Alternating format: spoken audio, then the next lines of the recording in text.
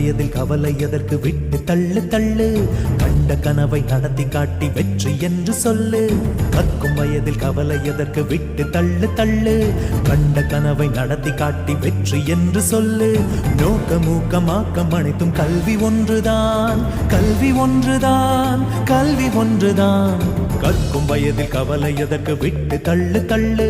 கண்ட கனவை நடத்தி காட்டி வெற்றி என்று சொல்லு